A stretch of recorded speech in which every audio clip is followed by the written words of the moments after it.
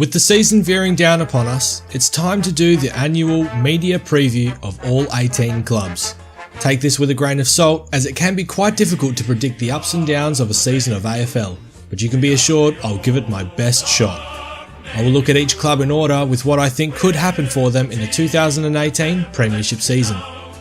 The Carlton Football Club ended 2017 in 16th position on the ladder.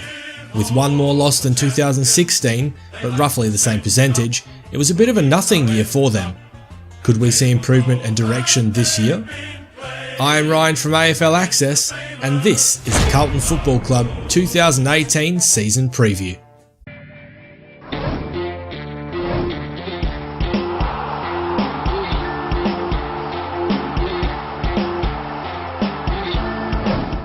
Carlton saw immediate improvement in 2016 when Brendan Bolton came on board to take them out of some horrific years under Mick Malthouse. Last year, however, did not see the same marked improvement. In fact, they basically stagnated. The Blues stuck to what appeared the same game plan as the previous year, as Brendan Bolton looks to keep their losses as low as he can whilst trying to fast track the young team's development. They no doubt have some stars in the making, but Bolton needs time to coach and mould them into a unit that can consistently win. The off-season saw another year with major changes, seeing star midfielder Bryce Gibbs go to Adelaide, as well as losing some depth around the ground. They brought in some players from other clubs, but no real list changes. That is to say that they basically dumped some fringe players and replaced them with more fringe players from other clubs. Their key strategy was to go to the draft again and continue building their list from the ground up, whilst bringing in a supporting act to help coach the younger guys until they are ready to take over. Basically, it appears that Brendan Bolton is continuing to minimise the on-field damage whilst teaching his young stags how to become the stars they have the potential to be. Another year of development for their rising youth should see their regular young players take more control on game day. It is very clear that too much is left in the hands of captain Mark Murphy and young gun Patrick Cripps, but with ruckman Matthew Cruiser finally getting some injury luck, this should make their job a little easier. Developing forwards Charlie Curnow and Jack Silvani should see more game time this year and help lift the burden from Levi Casbolt. Their defence should also improve and limit scoring opportunities for opponents as well.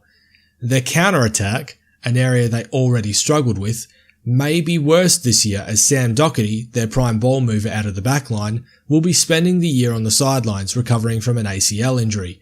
This does open the door for someone else to step into his shoes though, and presents an opportunity for the players and team as a whole to develop some flexibility. So what should fans expect to see this year from their young team? Well, probably a bit more pain. The development of the younger guys should see them play some better games, but they will also have some stinkers as they won't be consistent yet. They should reduce the opponent's end score, but their own scores may suffer due to a lack of exit targets out of their backline. Coupled with their prime mover not in the team, unless someone steps into the role and makes it his own, scoring from the backline could be troublesome for the Blues. They may focus this year on limiting opponents' opportunities or teaching them how to control the corridor, whilst presenting some younger players more responsibility in trying to get out of defence. Expect to see a high press employed once in the forward line to try and create as many scoring opportunities as they can and limit any counter-attacks against them. I would expect Carlton to win roughly the same amount as last year, with 5 to 7 wins being a good target, but also wouldn't be surprised if some of their younger brigade takes a big leap in development.